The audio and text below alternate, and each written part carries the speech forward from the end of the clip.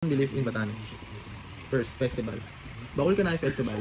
Celebrated in April 25 to 27, this festival showcase the Ibatan people's traditional craftsmanship. Second, Kulay Festival. Celebrated in April 14 to 16, this festival highlights the Ibatan people's colorful food heritage. The word kulay is a native term that means anything dried. And last, Palo-Palo Festival is situated in Basco, Batanes, held at 24th of July. It is one of kind social introduction of region. The festival that is named from the Palo-Palo or stick that were utilized by the local Ibatans to fight with the Spanish and Dutch Kaiser. Garit Festival. The Garit Festival is annual festival held at the Fruit Cagayan River. Participants of the festival offer fruits, vegetable, poultry, and livestock as thanksgiving for their abundant bounty. The practice also reminds Agadanians of their tradition of planting crops and raising poultry in their own backyards for their own consumption. Second, Bambati Festival. The Bambati Festival is annual festival in the Philippines that celebrate the province of Isabelas. Culture, heritage, and agriculture. The festival is also known as Isabelas Scarecrow Festival. Baka Festival in Isabela. A survey revealing quite number of branches in San Pablo lead to the establishment of the Baka Festival. Held on January 15, it is expected not only to be the highlight of future patronal fiestas of San Pablo but also to sustain effort to promote the local cattle industry and the products that have been developed since a convergence project was located in the municipality. Kabibi Festival in Cagayan. A 4-day festival in Lalo, Cagayan that celebrates the transition from paganism to Christianity. It takes place from August 1 to 4. Sigalay Festival.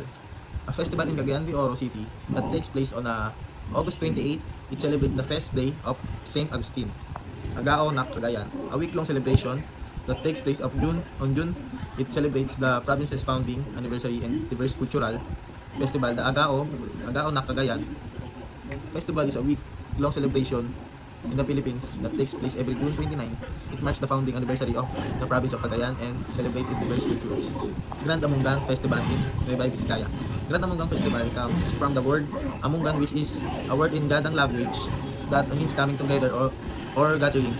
An Ilocano vocabulary, Mungan also refers to the same meaning. It replaces the Panangyaman Festival. The Panagdadapon Festival in Quirino. The Panagdadapon Festival is a 5-day celebration in the Philippines that takes place every September. It's the best cultural festival in the province of Quirino and is held to mark the founding anniversary of the province. Superstitious beliefs in Region 2. Health superstitious. 1. Sour food cure fever. Number 2. Coconut oil prevents illness. 3. Herb necklace ward off evil spirit. Funeral superstitious. Don't give away the deceased belongings. 2. Avoid loud crying during funerals. 3. Don't serve food during funeral wakes. 3. Animal superstitious. Crows near the house signal bad luck. All hoots at night signal death. Killing snake in the house brings good luck. Food delicacy in Batanes. Uved, Dibang, Lunes, Sopas. In Isabela. Binalay, Pansit Kabagan. Inatata, Pansit Batil Patong, Dinigdeng.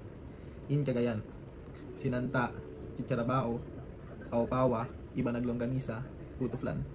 In Nueva Vizcaya, Bukupay, Bagnet, Citrus. In Quirino, Tubikoy, Patupat, Adobong Pato, Pikaw, Tilangget. Native costume and symbols. In Batanes, is mentioned are that of the bakul and kanay. It is a traditional all-weather cover made from boyaboy leaves, a tree ubiquitous in Batanes. Bakul is a headdress worn by the women while kanay is a vest worn by men as a protection while working in the fields. Both serve the block the strong rays of the sun and provide shelter from the rain. Additionally, bakul is also used to hide essential object or used as a pillow or even a mat. Native costume in Isabela. Gadang. Burned by the heat of the sun. That is what gadang means because their skin is somewhat darker than those of the other tribes. The term gadang was given to them. The gadangs can be found in the mountains of Quirino, Isabela, and also in Nueva Vizcaya, as well as areas on the Cordilleras once they were mistaken as Kalingas. Because of their similarity in traditional costume, it will be the most expensive among the other tribes in the Cordilleras because of its intricate beadwork and for simply its beauty. Native costume in Cagayan. Gadang. The gadang can be found in the central region of the Cagayan Valley in the province of Isabela. The origin of their name comes from ga, meaning heat, and dang, meaning burn. They are famous for their colorful dresses embellished with many types of beads and precious stone.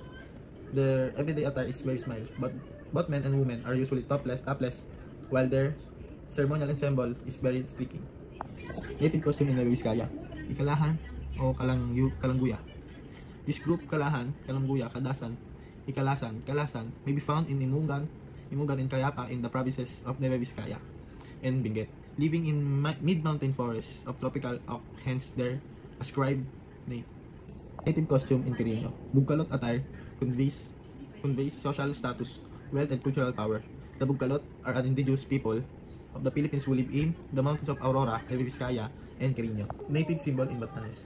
Batanes, is in fact the northernmost part of the whole republic, consisting of a string of small and weather-beaten islands extending from Luzon to about 200 kilometers from Taiwan. Its total land area is 209 square kilometers, which makes it the smallest province in the country. It is also the least populous at 16,000 in 6 towns. Basco, the capital, was named for the first Spanish governor. The aboriginal population called Ibatan came from Taiwan, and the Ibatan language is of the Formosan family. Native symbol in Isabela, proceeding southward or in alphabetical order or upriver through Region 2 become to the province of Isabela. Created in 1856 and name of Isabela to the Queen of Spain. Isabela is biggest 10,665 square kilometer and most populous 1,277,000 province in the Cagayan Valley, and comprises one city, Santiago, for which have no flag, and 36 towns, of which Ilagan is the capital. Native symbol in Cagayan. The Cagayan Valley region is defined by the Cagayan River, the largest in the Philippines. The province of Cagayan occupies the lower course of the river and the northwest corner of the island of Luzon, with a few offshore islets. Cagayan area is 9,003 square kilometer, is population 952,000 by the 2000 census. In 29 towns, of which Tuguegarao is the capital. Native symbol in Nueva Vizcaya. The Philippine Republic, Region 2, Cagayan Valley contains two landlocked provinces, Quirino and Nueva Vizcaya. Both are relatively small in size, 3,057 square kilometer for Quirino, 4,081 square kilometer for Nueva Vizcaya, and population 147,000 and 365,000 respectively by the 2000 census. Symbol in Quirino. The Philippine Republic Region 2, Cagayan Valley contains two landlocked provinces, Quirino and Nueva Vizcaya.